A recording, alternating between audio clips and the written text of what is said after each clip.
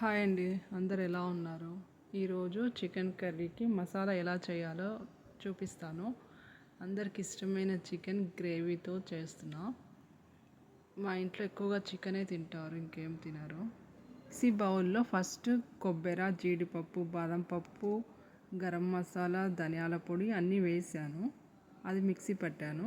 తర్వాత ఉల్లిగడ్డ, టమాటా,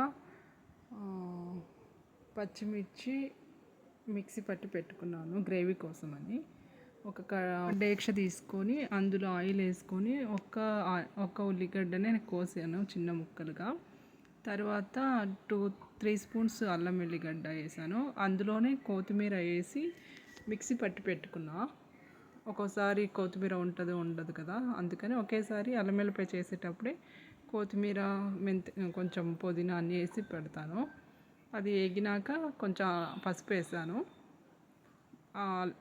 అల్లం వెల్లిపాయ స్మెల్ బాగా వేగే వరకు ఉంచి తర్వాత మిక్సీ పట్టాను కదా ఉల్లిగడ్డ, పచ్చిమిర్చి, టమాటా, అది ఇప్పుడు వేసి ఇంకా కాస్త ఫ్రై అవ్వనివ్వాలి. తర్వాత ఫస్ట్ మ్యాగ్నేట్ చేసి పెట్టుకున్నాం కదా చికెను, అది ఇప్పుడు ఇందులో లెగ్ పీసెస్ అన్నీ వేసి పెట్టుకుంటున్నా. మసాలా ఆల్రెడీ వేగింది కదా, ఇప్పుడు వేసి బాగా కలపాలి. మసాలా అంతా ముక్కలకు పట్టేటట్టుగా కలిపి పెట్టాలి. ఎంత బాగా కలిపితే అంత బాగుంటుంది. తర్వాత తగినంత సాల్ట్ వేసాను. ఆల్రెడీ వేసాను కాబట్టి కొంచెం కారం, కొంచెం సాల్ట్ వేసాను.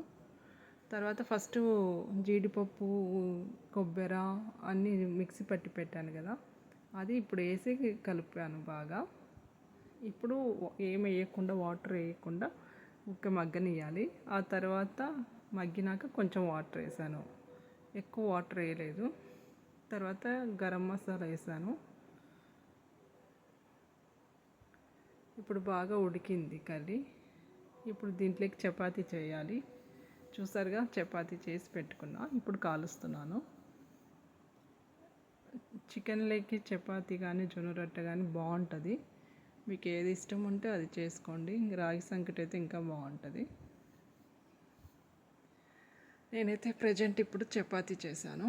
మా అందరికీ అన్నీ రెడీ చేసి పెడితే మా అక్క కూతురు గీతిక అందరికి వడ్డిస్తుంది. అందరం కలిసి కూర్చొని సండే టైంలో అందరం కలిసి కూర్చొని తింటాము. తనకి వడ్డీయడం అన్నా పెట్టడం అన్నా చాలా ఇష్టము.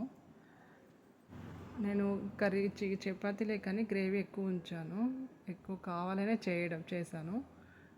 ఎక్కువ స్పైసీ ఉండేలాగా చేశాను. చపాతీలోకి ఎంత స్పైసీగా ఉంటే అంత బాగుంటుంది. సంకట్లోకి కూడా బాగుంటుంది. ఇంకో రోజు సంకటి చేసి చూపిస్తాను. నా వీడియో నచ్చితే లైక్ చేయండి, షేర్ చేయండి, కామెంట్ చేయండి ప్లీజ్.